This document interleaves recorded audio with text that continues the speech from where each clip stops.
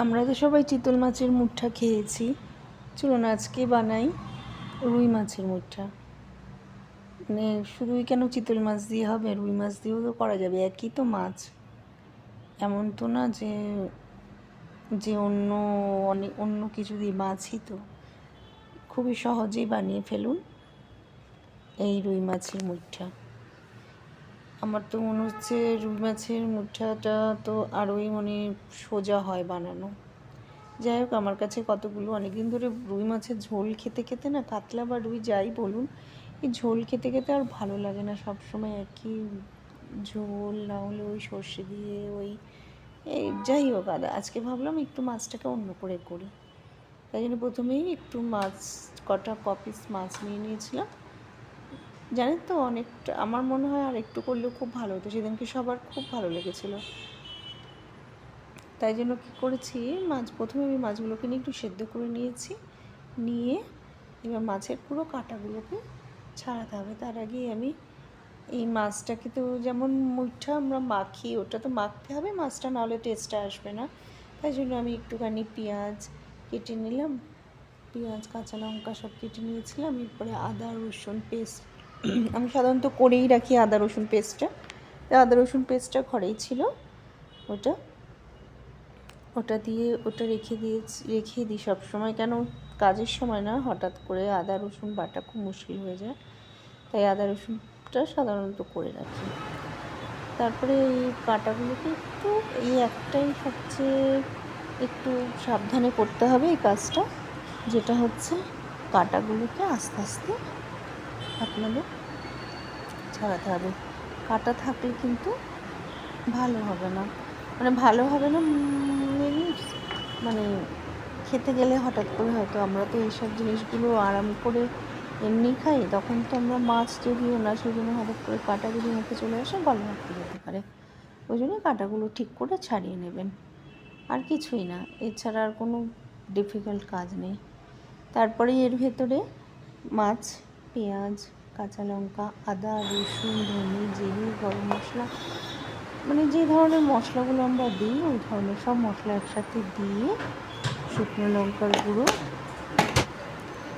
তারপরে সব কিছু দিয়ে ভালো করে মেখে নেব। নুন তো অবশ্যই দিতে হবে। এবার একটু এর সাথে আলু সেদ্ধ দেবো। আলু সেদ্ধ দিলে কী হবে, বাইন্ডিংটা হবে। আর একটু ময়দা দেবো, তাহলে ভালো বাইন্ডিংটা হয়ে যাবে। না হলে ময়দা না দিলে না, অবশ্য করে ময়দা দেবেন। ময়দা না দিলে কিন্তু মাছ যখন তেলে ছাড়বেন সব ঝুরঝুর করে খুলে যাবে। যখন বড়াটা বড়ার আকারে বা মুঠার আকারে করবো যেটা, সেটা কি হবে, সব তেলের মধ্যে কিন্তু ছেড়ে যাবে, তখন কিন্তু বড়াটা ভাজতে পারবেন না। মুঠাগুলো না খুব হয়ে যাবে, ঝুরঝুরে হয়ে যাবে, ভাজাই যাবে না। বাইন্ডিংয়ের জন্য অবশ্য করে আলু ময়দাটা দেবেন, খুব বেশি আবার ময়দা দেবেন না। দেখুন, আমি হলুদ দিতেই ভুলে গেছিলাম, হলুদ ছাড়া কিন্তু হবে না, হলুদ দিতেই ভুলে গেছি।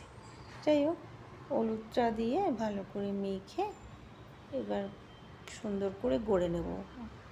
লম্বা করতে পারেন, তারপরে গোল চ্যাপ্টা, যা খুশি। যেহেতু মুঠা বললাম আমি, তাই জন্য ওই মুট করে একটু লম্বা লম্বা শেপে আমি করে নেব একটু একটু করে। আর শেপটা আপনারা আপনাদের খুশি মতন, আমি সেটা আপনারা যেমন করে পারেন করবেন।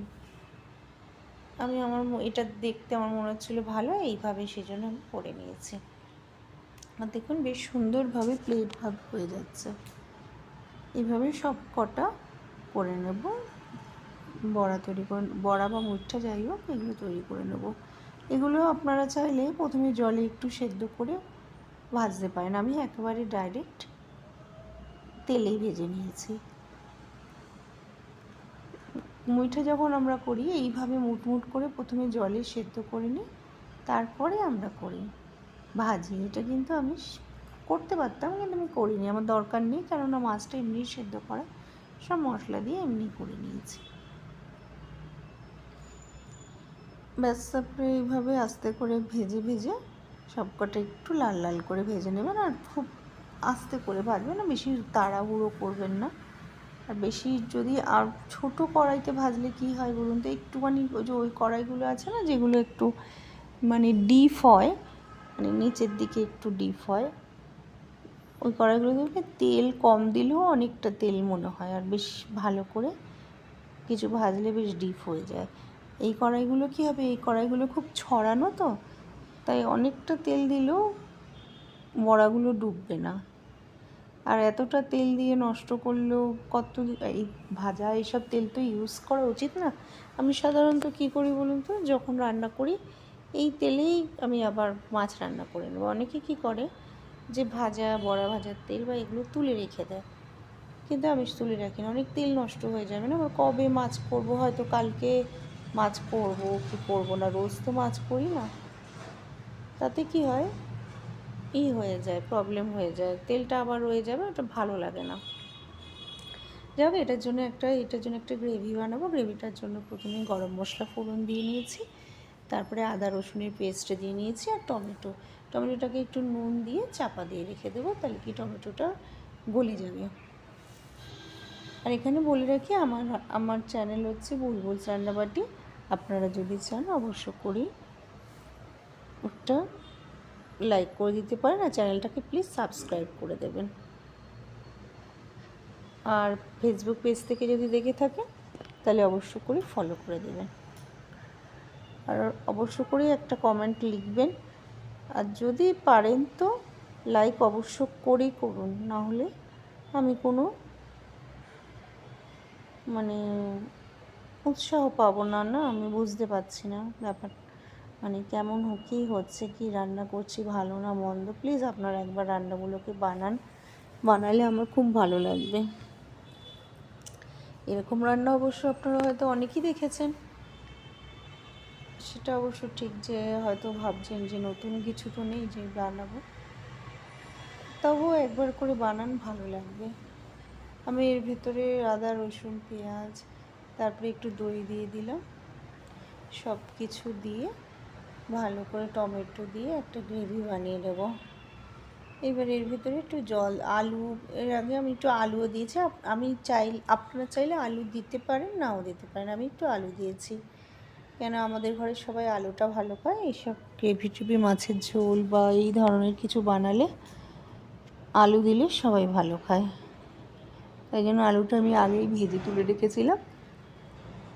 ওই আলুটা দিয়ে ভালো করে নেড়ে চেড়ে এর ভেতরে আমি জল দিয়ে একটু গ্রেভি করে মানে ঝোল দিয়ে দেবো। একটু ঝোলের মধ্যে বড়াটা দিলে কি ভালো লাগবে, আর মানে একটু বেশি ঝোল দেবেন, একদম কম দেবেন না, কেন বড়াটা তো টেনে নেবে, তাই জন্য এর ভেতরে সুন্দর করে ঝোল দিয়ে তারপর আস্তে আস্তে বড়াগুলোকে সব ছেড়ে দেবো। বড়াগুলোকে জাস্ট 2 মিনিটের জন্য ফোটাবেন, বেশি ফোটাতে হবে না, এমনি বড়াগুলোতে করে টেনে নেবে, ঝোল টেনে নেবে। আমার দেখুন সুন্দরভাবে হয়ে গেল, আর খুব সুন্দর খেতে হয়েছিল, আমি ভাবতেই পারিনি যে এত সুন্দর খেতে হবে। আপনারাও যদি বানিয়ে একবার ঠিক আমি যেমনভাবে বললাম তেমনভাবেই বানান, তাহলে দেখবেন বুঝতে পারবেন যে একই ধরনের খাবার অন্যরকম একটু এদিক ওদিক করে বানালে কত সুন্দর টেস্ট হয়। এটা প্লেন রাইসের সাথে খাবেন, খুব ভালো লাগবে খেতে। তাহলে আজকে আমি আসছি আবার আপনাদের সাথে নতুন রেসিপি নিয়ে, নতুনভাবে দেখা হবে। প্লিজ আপনারা বানিয়ে আমাকে একটা কমেন্ট করবেন। আজকে যাই, টাটা।